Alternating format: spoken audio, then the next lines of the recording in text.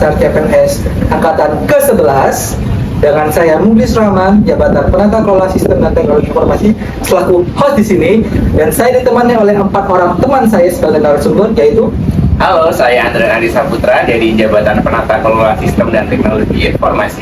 Halo, saya Rina Dewa Buliana dari Jabatan Auditor Ahli Pertama. Halo, saya Natalia dari Jabatan Pengawas Farmasi dan Makanan Ahli Pertama.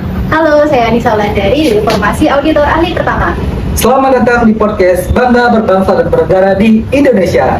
Pada kesempatan kali ini kami akan membahas tema yang sangat penting, yaitu pemilu dan partisipasi dari Gen Z.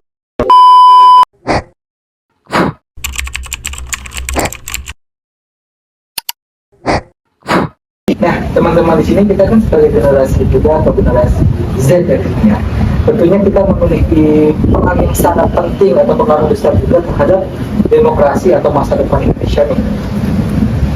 Kalau aku beralih ke Mbak Rina dulu nih, menurut Mbak Rina ini bagaimana partisipasi generasi muda dalam pemilu itu penting banget kah? Kira-kira Mbak Rina aja.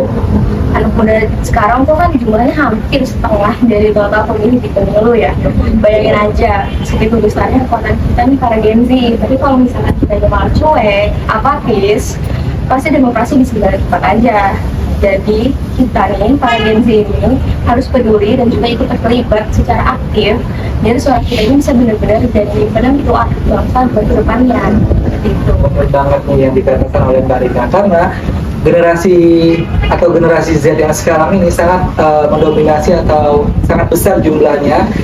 Kalau kita tidak aktif itu sangat disayangkan, karena masa depan Indonesia itu bisa jadi di tangan para generasi kita yang sekarang ya Mbak ya. Ya benar. Kalau menurut Mbak Anissa sendiri nih ya, kita kan sebagai generasi muda atau generasi Z ini ya, peran kunci generasi muda itu di pemilu itu apa ya? Peran kita itu sebagai generasi muda atau Gen Z itu karena kenalnya sebagai agen perubahan gitu ya, kita tuh harus bisa melek dan kritis dan bisa membantu edukasi orang lain tentang bagaimana cara memilih yang benar. Oke, berarti selain dari yang tadi dibilang Mbak Anissa, kita itu sebagai generasi muda, khususnya generasi Z, kita tuh harus menjadi agent of change. Kita harus memiliki pemikiran kritis dan juga melek akan teknologi informasi, benar gitu Mbak ya. Dan juga kita tuh harus bisa yang namanya membantu orang lain dalam memilih, benar ya, memilih. Soalnya kita sebagai agen of change tentunya kita harus dibekali oleh pemikiran yang cerdas untuk memilih pemimpin yang cerdas juga, betul? Oke, kita lanjut ke segmen selanjutnya, yaitu tantangan partisipasi generasi muda. Nah, di sini kita ada Mbak Natali ya. Mbak Natali kan sebagai generasi muda nih, atau generasi Z ya. Nah, kita ini punya tantangan tersendiri nih untuk membuat partisipasi anak muda itu di pemilu. Nah, menurut Mbak, apa sih yang tantangan yang mungkin dari gen kita ini, dari Gen Z ini yang masih rendah gitu terhadap pemilu itu? Untuk tantangan sendirinya karena banyak nih masa para gadget ini banyak yang masa politik itu ribet dan juga penuh konflik. Jadi akhirnya mereka memilih untuk golput aja. Padahal kan suara kita dan suara teman-teman Gen Z di luar sana itu benar-benar penting ya untuk menentukan masa depan bangsa kita. Seperti itu. Tuh teman-teman dengerin, satu suara dari kita itu sangat penting dalam membuat perubahan yang ada di Indonesia. Jadi untuk kalian para generasi muda, khususnya Gen Z, mari kita ciptakan perubahan dengan cara tidak golput ya teman-teman ya. Nah di sini untuk Mas Andre sendiri, apa tantangan lain ya kira-kira dari Mas Andre ini? Tantangan yang lain tuh kayak sekarang ini kan banyak ya maraknya berita hoax dan misinformasi di media sosial. Apalagi kita para Gen Z kan lebih sering menggunakan media sosial ya. Benar sekali. Bisa jadi 24 jam itu setengahnya lah kita bisa menggunakan media sosial. Sehingga kita nih para Gen Z jadi sasaran informasi palsu yang bikin kita nih bingung jadinya mau milih pemimpinnya kayak mana ke depannya. Sehingga banyak Gen Z yang memilih apatis gitu.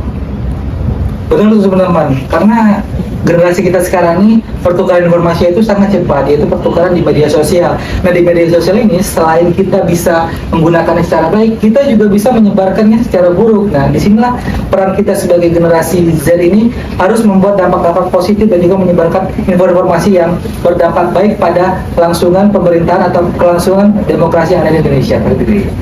Lagi nih.